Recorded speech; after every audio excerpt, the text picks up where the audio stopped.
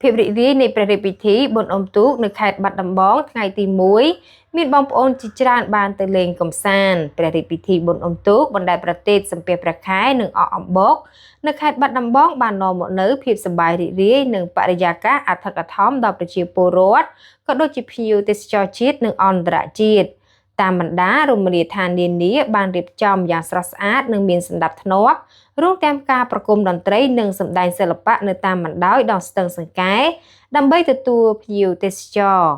ភាពរីករាយនេះមិនត្រឹមតែជាការកម្សាន្តប៉ុណ្ណោះទេតែជាការបង្ហាញយ៉ាងច្បាស់អំពីការថែរក្សាប្រពៃណីវប្បធម៌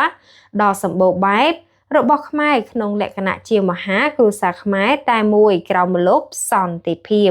ចាសម្រាប់បងប្អូនដែលអ្នកនៅខេត្តបាត់ដំបងសូមជួយ share វីដេអូនេះផងដើម្បី